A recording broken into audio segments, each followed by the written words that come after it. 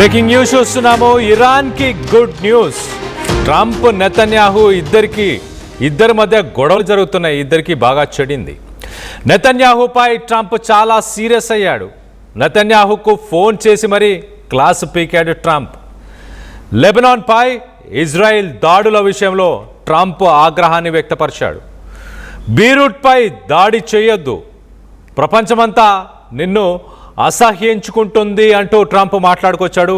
పద్ధతి మారకుంటే ఇజ్రాయెల్ మరింత ఒంటరవుతుంది. నీ వల్ల ఇరాన్తో శాంతి చర్చలు దెబ్బతింటున్నాయి. హెజబుల్లా కమాండర్లపై దాడుల పేరుతో భారీ స్థాయిలో భవనాలను కూల్చడం సరికాదు అంటూ ట్రంప్ మాట్లాడుకొచ్చాడు. నువ్వు ఒక పిచ్చోడివి, నేను లేకపోతే అవినీతి కేసుల్లో ఈ పాటికే జైల్లో ఉండేవాడివి అంటూ నెతన్యాహుకు ట్రంప్ ఫోన్ కాల్లో క్లాస్ పీకినట్టు తెలుస్తుంది. దాని తర్వాత ట్రూత్ సోషల్లో ట్రంప్ ఒక పోస్టును పెట్టాడు.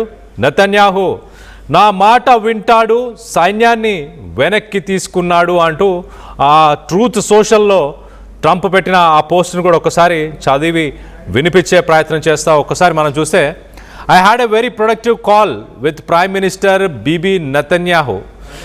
ఫస్ట్ లైన్లో I had a very productive call అంటూ మాట్లాడుతున్నాడు. కానీ వాస్తవానికి నెతన్యాహుకి ట్రంప్ కాల్ చేసి చెడమడ వాయించేశాడు. చాలా చాలా కోపానికి వచ్చినట్టు తెలుస్తుంది. నెతన్యాహును బాగా తిట్టినట్టు కూడా తెలుస్తుంది. అలాగే Israel and there will be no troops going to Beirut and any troops that are on their way have already been turned back. So మొత్తం మీద లెబనాన్ పైన ఏవైతే దాడులు జరుగుతున్నాయో మనం లెఫ్ట్ సైడ్ బాక్స్లో చూడొచ్చు.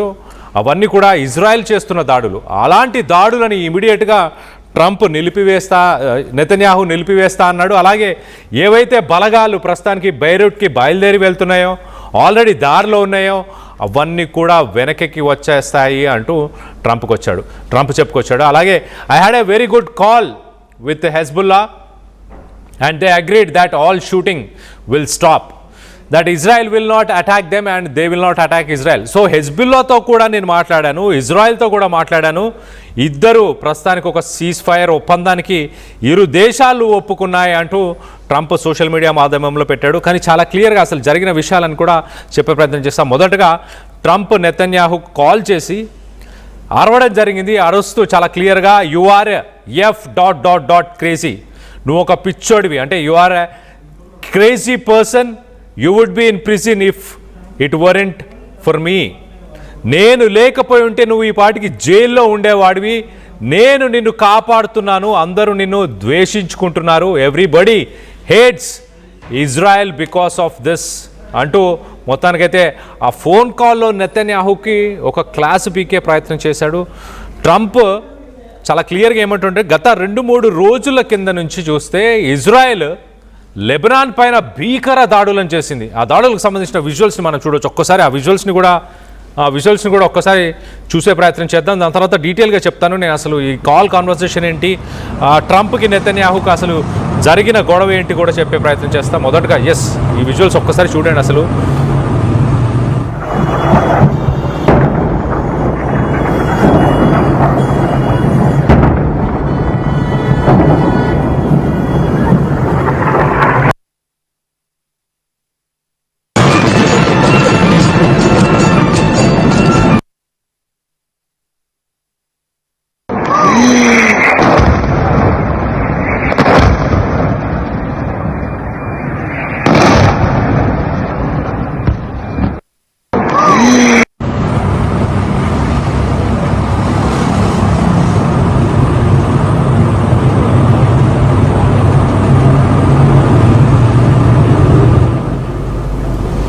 లెబనాన్ అనే దేశం పైన ఇజ్రాయెల్ దాడులని కంటిన్యూ చేస్తూనే వచ్చింది. అక్కడ ఎంతోమంది ప్రాణాలను కోల్పోయారు. దాదాపు 12 లక్షల మంది వాళ్ళందరూ వాళ్ళ నివాసాలని వదిలి వాళ్ళందరూ శరణార్థులుగా ప్రస్తుతానికి నార్దర్న్ లెబనాన్కి చేరుకున్నారు. అలాగే మిగతా దేశాలకు కూడా వెళ్ళే ప్రయత్నం చేస్తున్నారంటే అర్థం చేసుకోండి.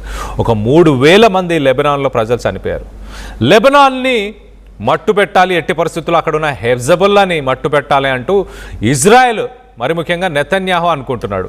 కానీ ట్రంప్ మాత్రం నేను ఒక పక్కన ఇరాన్తో శాంతి చర్చలు జరుపుతున్నాను, ఒక కొలిక్కి తీసుకొచ్చే ప్రయత్నం చేస్తున్నప్పుడు నువ్వు లెబనాన్ పైన దాడులు చేస్తుంటే ఈ శాంతి చర్చలు ఎలా ముందుకెళ్తాయి? ఒక్కొక్క మెట్టు నేను ఇరాన్ని ఒక్కొక్క శాంక్షన్స్ ద్వారా ఒక్కొక్క మెట్టు వాళ్ళని దించే ప్రయత్నం చేస్తున్నప్పుడు నువ్వు ఇలా దాడులు చేస్తావా? నువ్వు ఒక పిచ్చోడివి, నేనున్నాను కాబట్టే నువ్వు ఇంకా బ్రతికున్నావు, నేను లేకపోయి ఉంటే నిన్ను ఎప్పుడో ప్రపంచ దేశాలన్నీ కలిసి నిన్ను జైల్లో పారేసేవి అంటూ కూడా ఆయన ఫోన్లో గట్టిగానే నెతన్యాహుకి ఒక క్లాస్ తీసుకున్నట్టు తెలుస్తుంది.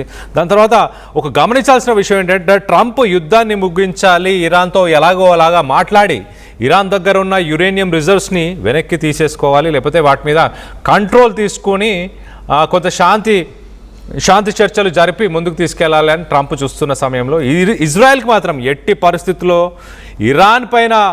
ఇరాన్తో శాంతి చర్చలు అవసరమే లేదు. ఇరాన్ పైన భీకర దాడులు చేయాలి. అలాగే ఇరాన్కి సంబంధించిన ప్రాక్సీస్ అంటే హెజ్బుల్లా, హమాస్, అలాగే ఇస్లామిక్ రెవల్యూషనరీ గార్డ్స్, ఇలాంటి ప్రాక్సీస్ ఏవైతున్నాయో ఆ ప్రాక్సీస్ అన్నిటిపైన కూడా దాడులు నిర్వహించాలి, వాటన్నిటిని కూడా పూర్తిగా నాశనం చేయాలనేది నెతన్యాహు అజెండా.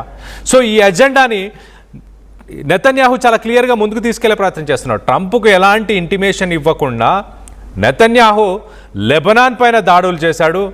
లెబనాన్తో పాటు మరొక పక్క ఖతర్లో కూడా ఉన్న హమాస్కి సంబంధించిన లీడర్స్ పైన కూడా ఇజ్రాయెల్ డైరెక్ట్గా దాడులు చేయడం జరిగింది. ట్రంప్కి ఎలాంటి ఇంటిమేషన్ ఇవ్వకుండా ఈ దాడులు చేయడంతో మొత్తం మీద ట్రంప్ చాలా విసిగిపోయాడు నెతన్యాహు డెసిషన్స్తోని.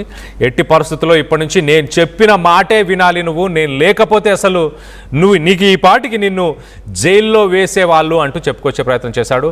ఒకసారి Trump has grown increasingly fatigued by Netanyahu's perceived obstructionism in prayer calls regarding Gaza.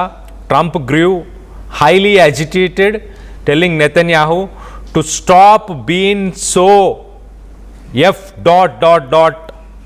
negative and just accept the peace terms. So అంత వ్యతిరేకంగా లెబనాన్కి, ఇరాన్కి, ఇతర దేశాలకు ఉండాల్సిన అవసరం లేదు, పీస్ టర్మ్స్ని యాక్సెప్ట్ చెయ్యి అంటూ నెతన్యాహుకి ట్రంప్ క్లాస్ పీకినట్టు తెలుస్తుంది. మొత్తం మీద ఇరాన్కి ఇది ఒక మంచి వార్త అని చెప్పచ్చు, లెబనాన్లో ఉన్న ప్రజలకి కూడా ఒక గుడ్ న్యూస్ అని చెప్పచ్చు. లెబనాన్లో దాదాపు 12 లక్షల మంది ఇప్పటికే వాళ్ళ నివాసాలను వదిలి పారిపోయిన పరిస్థితి. అలాగే 3,000కు పైగా ఈ లెబనాన్ దాడుల్లో, ఇజ్రాయెల్ చేసిన దాడుల్లో లెబనాన్లో 3,000కు పైగా వ్యక్తులు ఇప్పటిదాకా చనిపోయినట్టు తెలుస్తుంది. సో మొత్తం మీద ట్రంప్ తీసుకున్న ఈ డెసిషన్ వల్ల నెతన్యాహు దానికి కట్టుబడి ఉంటాడని మీరు భావిస్తున్నారా? ట్రంప్ చెప్పినట్టు లెబనాన్ పైన అమెరికా, అలాగే ఇరాన్ పైన ఇజ్రాయెల్ దాడులు చేయకుండా ఆగుతుందని మీరు భావిస్తున్నారా? నెతన్యాహు ట్రంప్ తీసుకున్న ఈ డెసిషన్స్తో ఏకీభవిస్తున్నారని మీరు అనుకుంటున్నారా? మీ అభిప్రాయాలు ఏంటనేది కింద కామెంట్ రూపంలో తెలియపరచండి.